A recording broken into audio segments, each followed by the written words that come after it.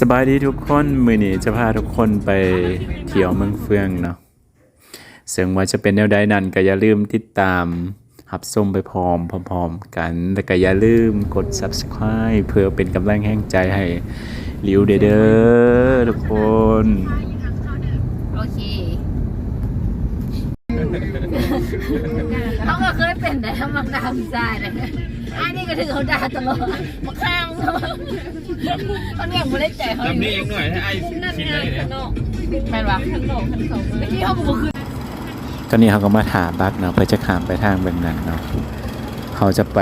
เฮือนแพนิยม2เนาะซึ่งมันตรงในขามบักจากทางนี้ไปทางเบื้องนั้น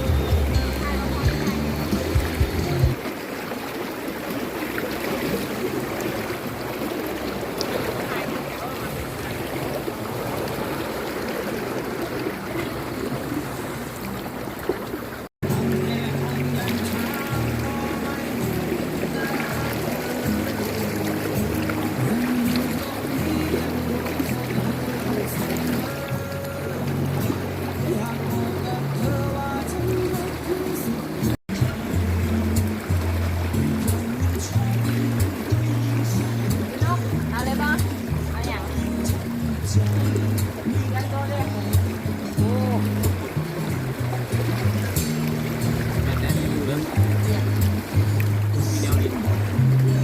มาเด้อนี่คือว่า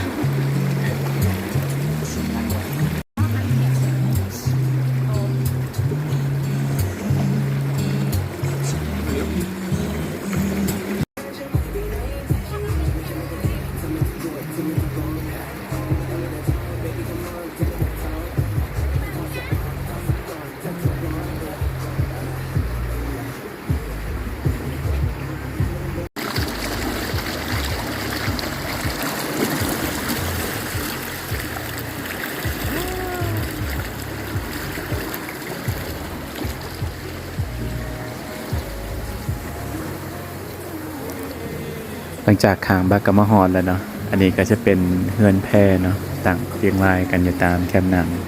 อันนี้เป็นเฮือนแพนิยม2เนาะ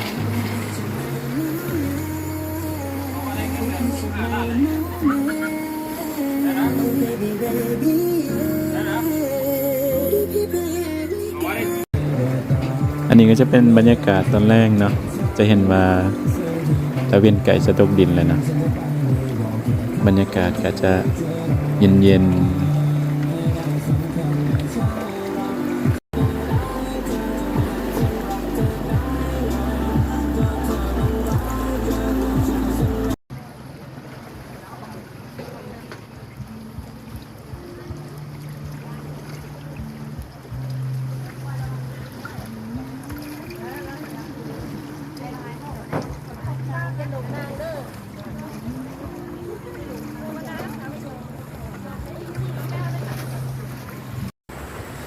และนี่ก็เป็นบรรยากาศย่ำเสาเนาะทุกคนเนาะ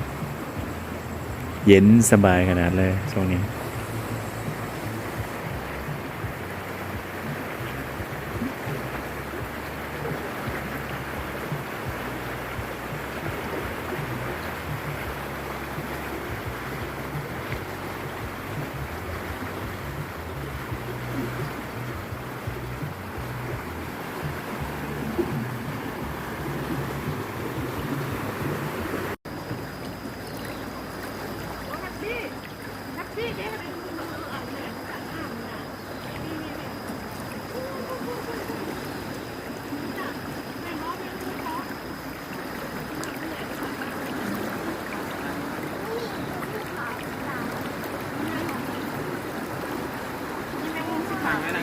ถ่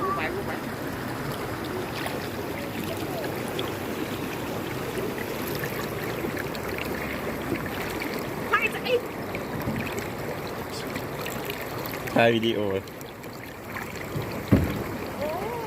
เห็นน้ำหลายครั้งเนาะ อือฮึ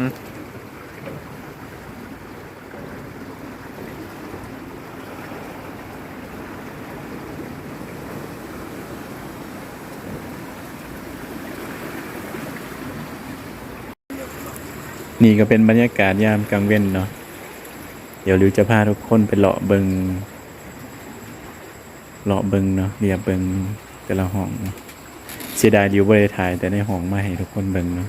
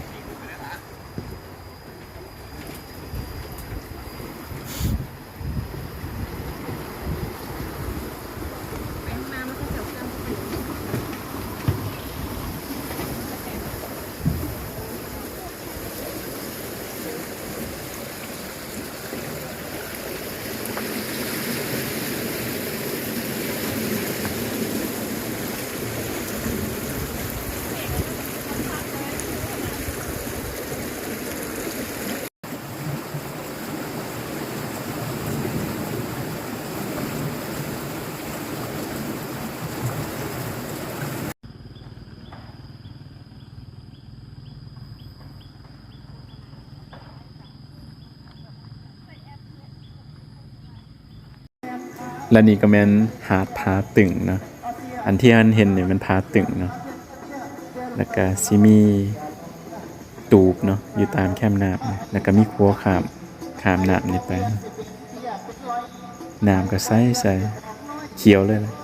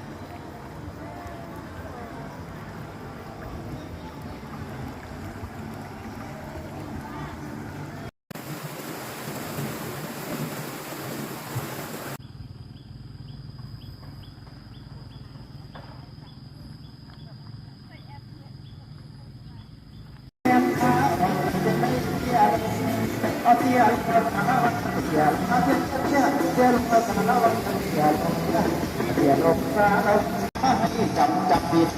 ไทยบ่เทียบสิเป็นเทียบเป็นร้อยไทยบ่เทียบสิเป็นของเพิ่มลงขึ้นสาเราเป็นเรื่องลงขึ้นว่าเรา